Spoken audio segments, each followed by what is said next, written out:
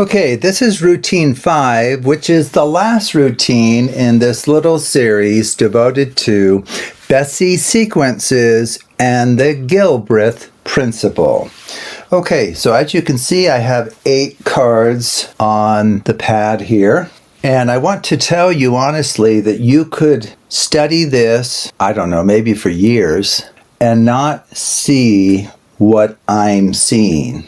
Now, that's not because I'm amazing, but it's because I'm using a structure that's not at all apparent on the surface, okay? And so therefore, you could show the spectator a packet of cards that look just as random as these 8 cards here, and you'll still be able to finish in the way that you hope. Okay, so I'm going to gather these up, and now if you were here, I'd have you randomly choose as many of these shuffles as you would like in any order and in any quantity, and I'll perform those shuffles on this packet, or you could actually do the shuffling, and all of the stacking will also be decided by you. So essentially, you are making all of the important decisions here. You really are. Now, of course, since you're not here, I'm going to have to rely on this 20-sided die to randomly choose some of these, okay? So I'll go ahead and toss it. I believe that's a 9. Okay, that's a Charlier 1. Okay, so how a Charlier 1 works is you push the top card over, and then the bottom single card goes on top, top card here goes on the bottom, bottom to top, top to bottom, bottom to top, top to bottom. Okay, so that is a, quote, Charlier 1. 8. Oh, a 50% cut. Okay, so this is where you just push over half the cards, which would be 4, and then you just move them to the bottom. Okay, that one's kind of simple. 15. Okay, this is a 50% down under. Okay, so how this works is you put the first card down, the next one goes under, down, under, down, under, down, under. And now you can actually randomly stack these. You want the left on right or right on left? Okay, very good. Okay, let's see if we can get some different ones here. 17. Boy, it seems like we keep getting the same ones in these routines. There's something up with this die here. We get the push off pairs. So this is where you push off pairs. In fact, why don't we do it a little bit differently this time? We'll do it kind of like this, okay? And you're free to stack the top row on top of the bottom or the bottom on top of the top. Which would you like? Bottom on top? Okay. And now, do you want left on right or left on right? Okay, very good. Okay, let's see if we can get something different here. 15. We just did that one. Though we could do it again. Okay, Bessey 2-2. Well, this is where you take the top card off twice. You go 1, 2, and then you take the bottom 2 cards off one at a time. 1, 2. Top, 1, 2. Bottom, 1, 2. Okay, let's see what else we can get. That's a 9, which I believe we've done. Yeah, it's a Charlier 1. 13. Boy, we keep getting the same ones. This is the first shall be last, and the last shall be first. So I begin dealing until the spectator says stop. Okay, maybe they say stop right there, and that's fine. And I begin dealing again. Maybe they say stop. Stop there. Okay, and then it's called FL squared F because the name is the first shall be last and the last shall be first. So you just stack them in the opposite order to which they were dealt. So it's kind of a simple one. 10. Okay, we got a manche. Okay, which you've seen before.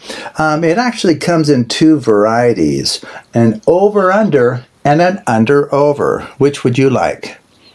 An under-over? Okay, so how this works is you push the top card into your other hand, and then the first one here goes under, and then over, under, over, under, over, under. Okay, why don't we do a couple more? 19, okay, a Bessey 1-1. This is where you move just one card from the top Sorry, one card from the bottom, one from the top, one from the bottom, one from the top, one from the bottom, one from the top. The last card goes on top. Okay, let's see what we can get here. 6. Okay. Now, something we haven't done yet in this little series, when we've gotten the LR left-right shuffle, we've always dealt like left, right, left, right. But if you notice, it says across or down. So what that means is you could go like 1, 2, 3, 4, 1, 2, 3, 4. That's another way, of course, of creating 2 piles of 4 cards each. How would you like these stacked? Left on right? Okay. That's great. Okay, let's try one more just to see if we can get something interesting. 11. Okay, an up jog. Very good. So this is where you push forward, let's say, the even position cards. That would be cards in positions 2, 4, 6, 8. And then you strip those out, random stack. You want left on right or right on left? Your choice. Left on right? Okay, would you like to do just one more? And we'll do it even if it's a repeat, okay? Because we haven't done any repeat shuffles. 15. Oh, it's a repeat. It's a 50% down under. Oh, I really do need to kind of evaluate the kind of dynamics of this little die here, the center of mass and so forth. Okay, so what's going, oh, so this is the down under. You've seen it already, but it's a 50%. So you do it for half. So you go down, under, down, under, down, under, down. Last one goes under, and then random stacking here. You want left on right? Okay. Well, I think you would have to agree that these cards, even though we saw what they were at the beginning, I displayed them, there's no way on this green earth that either one of us could probably even track one card, let alone all 8. Okay? So what we're going to do now together is I'm going to try to use my intuition. So if you think about it, I haven't really done anything. I mean, I haven't made any of the important decisions. Okay. Now, it is true I put a packet together that you saw that looked random as random can be. Okay. And in some ways it was actually. But all of these other decisions were made by you as to which shuffles, how many times, and what order the stacking was done. Okay. So I'm going to try to use my intuition to divide these 8 cards into 2 interesting piles of 4 cards each. Okay.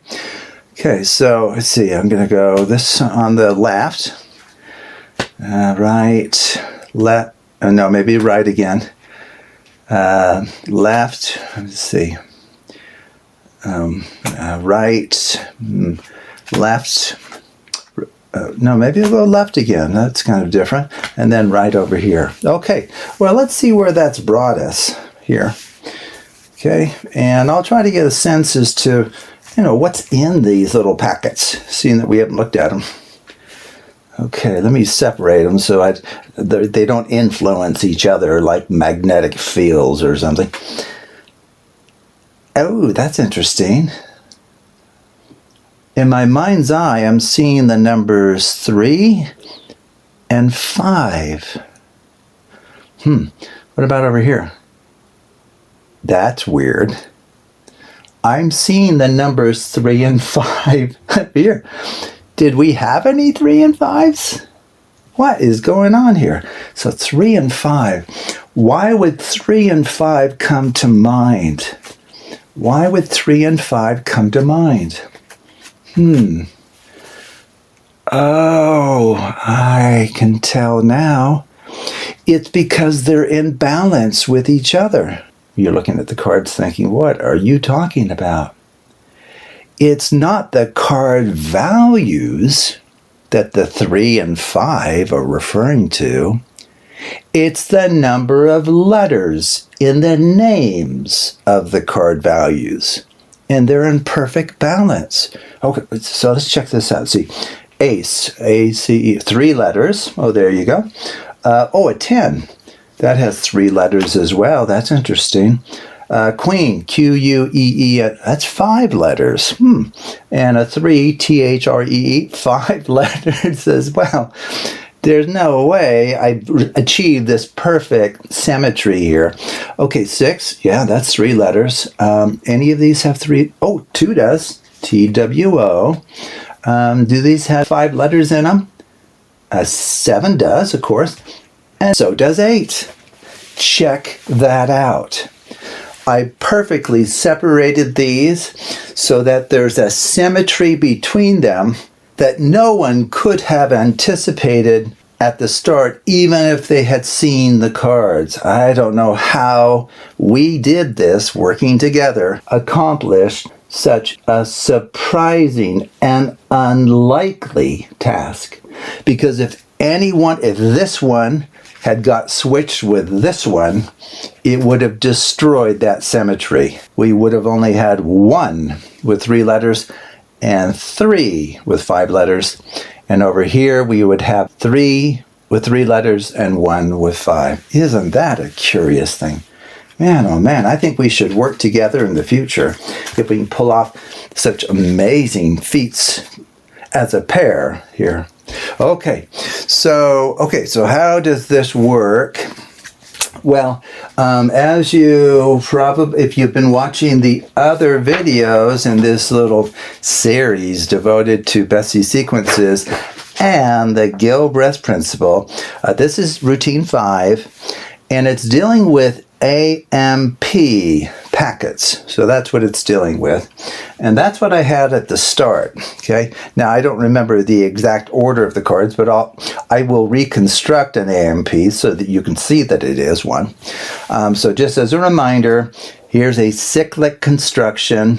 Here's a mirrored construction of a packet of 8 cards, and here's an AMP construction. Okay, so the idea here is that in pairs, the cards have some characteristic in common. Well, what characteristic do you think that will be? Won't it just be that they have the same number of letters in their names? Okay, so let's go ahead and build an AMP that would work just fine. Okay, so maybe we'll have the first pair consists of cards of having names that only have 3 letters in them. So 3-letter card value names, ace and 6. It doesn't matter how you arrange the pairs. You can permute those around. It won't hurt it. It's still an AMP. But, you know, we can do, now we have, let's see, a card with 5 letters in its name, and then we can pair it up with a queen, which also has 5 letters.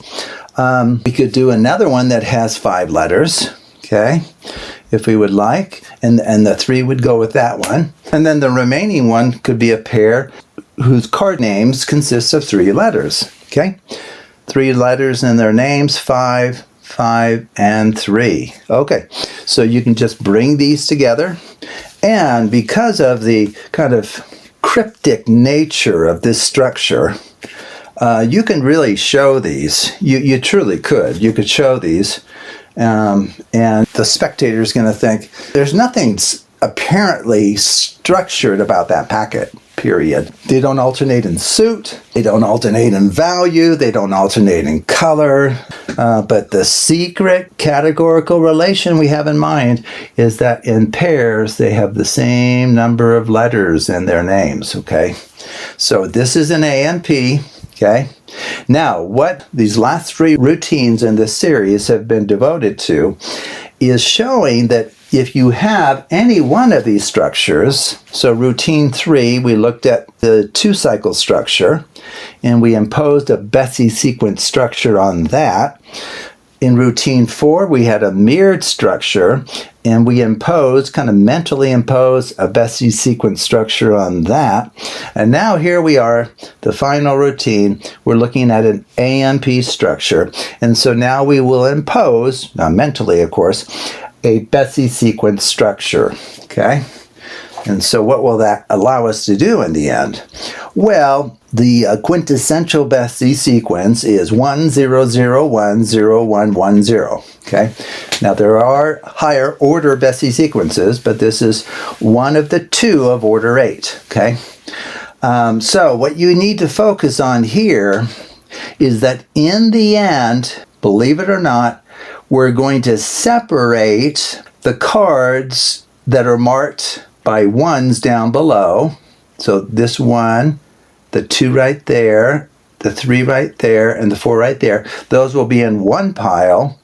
And then the ones marked with a 0 underneath them, so this 1, that 2, this 3, and that 4, will be in the second pile. Okay?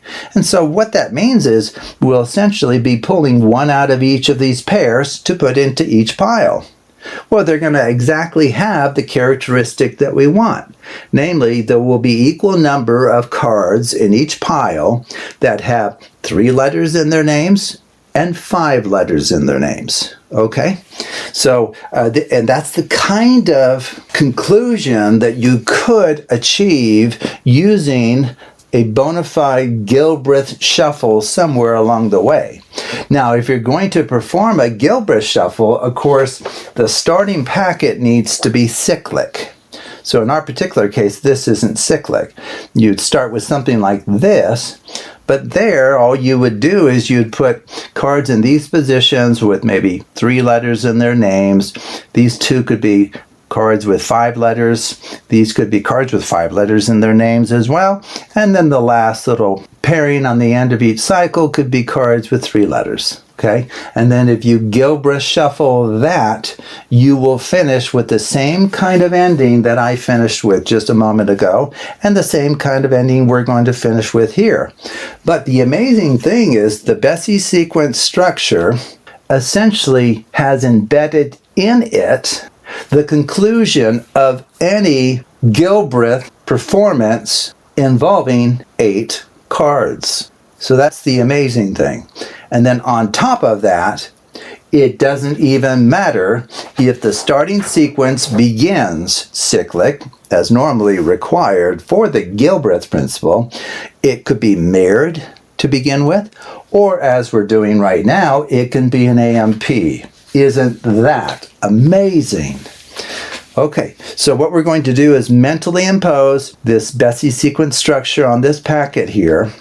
Well, if we view it as a Bessey sequence and we have our labelings here, what that means then is we can perform any of the many Bessey shuffles which we know either preserve this Bessey sequence structure or invert it, where it's 0, 1, 1, 0, 1, 0, 0, 1. So it's like kind of flips the sequence, or it replaces the zeros for ones and ones for zeros, okay? But the bottom line is now you've shown them this packet that just doesn't seem to have any interesting properties to it. And now we're going to freely mix it with spectator input. Well, you're not here, so I'm going to have to just roll this die to, randomly choose some of these. So if we go with the first one, that's a Bessey 1-1. Okay, so this is where you hold the packet in biddle grip. You take 1 from the top, 1 from the bottom, top, bottom, top, bottom, top, bottom. Now the last card goes on top. Let's see what else we can get. 13. Oh man, I've got to get another 20-sided die here. First shall be last. This is where you say stop dealing at some point. And then you stack in opposite order. That's the first shall be last, and the last shall be first. Okay, I'm kind of curious. We're kind of testing this silly, we're testing this ridiculous die here. There's something about the weighting of this die because we've been getting 15 a lot as well. Okay, so this is the 50% down, under, down, under, down, under, down, under, down, under. Random stack here. You want left on right? Okay, your choice. Okay, what does the universe want now? It's a 9. Wow, a Charlier 1. Okay, this is where you move. It's top to bottom, bottom to top, but you just move 1 card each time. That's all that is. Okay, 15. You got that one again. Wow, I should use this in games of chance. 15 again. I could really clean up. 3. Okay, a little different. Klondike. That's nice. Take the top and bottom off as 1. And then just build up a single pile doing that. Okay, very good. Okay, I'll try to give it a big bounce. 13. First shall be last, last shall be first. Boring. 6. LR, which we did last time as well. So maybe this time we'll do a true left-right instead of dealing down. You want right on left? Okay, let's do 2 more. A 9 again, what we just got. Oh no, 9 is the Charlier 1, which we've gotten already. There's a 9 again. Wow. 12. Okay, a Pharaoh, which we've gotten as well recently. Okay, Pharaoh is where you break it up into 2 halves, equal halves, and then just perfectly interlace the cards. That's a Pharaoh shuffle. Okay, and I promise this will be the last. I'll let it kind of bounce a bit. Oh, it went off the screen. 16. Okay, it's a little different. It's a 50% under down. Okay, there we go. So this is where you can now go under first, then down, under, down, under, down, under, down. Okay, very good. So random stacking, right on left. Okay. Okay. So what should be true is relative to these labelings, the ones should be marking 2 cards that have 3 letters in their names and 2 cards that have 5 letters in their names. And the same is true for the zeros, okay? So if you are able to kind of keep this in mind, this you kind of picture 1001, and then the second half you actually get by just changing zeros for ones and ones for zeros. That's actually how you get this. Okay, so if you think about ones over here and zeros here, it's actually going to look like a fairly random dealing out. It really will. Most spectators would think, okay, you're just kind of using your intuition here. So I'm going to go 1. So there's 1 there. 0. Maybe another one here. So that's a 0. There's 1 over here. Now this one needs to go over there, right? The zeros. Okay. Next 2 need to go on the left. So you can kind of pretend that, okay, I'll put, no, I think it goes there. And the last one would have to go there. Okay. And then we could have had a written prediction stating the outcome that each pile would consist of card values where 2 of them have 3 letters in their names and 2 of them have 5. Or you can just kind of sense that and maybe announce it before you turn them up. Okay. What I did was I said, boy, there's something weird. When I hover over each pile, for some reason, the numbers 3 and 5 come to mind for both of these. Why would that be true? I don't even think there are very many 3s or 5s in the packet to begin with, you know. And then I kind of revealed it, and then we kind of tried to figure out why would 3 and 5 come to mind. That's really weird. And then we, put together the mystery that, oh, I see. There's 2 cards whose names have 3 letters, and there's 2 cards whose names have 5 letters. Ooh, is that true over here? What are the chances of that? Very, very small. Well, there we go. 2 cards with 3 letters in their name, and 2 with 5. Okay. Okay, so that is the performance using imposing a Bessey sequence structure on an AMP, okay? And so the second half of the write-up is the same as the write-up for the previous 2 routines.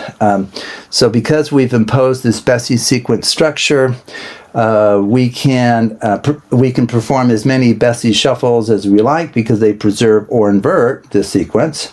And then when you're done, you can kind of separate those into 2 post-Gilbreath-like piles of 4 cards, with each pile consisting of technically 1 of each kind here. Okay, so one of these kinds right here would be like these 2 cards would have like 3 letters. These 2 would maybe have 5 letters. These might also have 5 letters. And then these 2 cards have 3 letters. So you're pulling 1 from each. So that would give you 2 piles of 4 cards where there's 2 having 3 letters in their name and 2 having 5. Okay. Well, that's the end of this little series. I thought I would share this with you because this is recently discovered properties of Bessey sequences. Because, I mean, who would have thought that the Bessey sequence has any connection whatsoever with the Gilbreath Principle? Well, if you've watched all 5 routines, it has connections to the Gilbreath Principle in quite a few different but very surprising ways. Okay, so very, very interesting. So I don't know if it's a further testament of the unusual nature of Bessey sequences, but when I saw this connection, I thought, oh, I've got to share this with my viewers. So I appreciate you watching, and take a look at other videos on the Hidden Structures channel.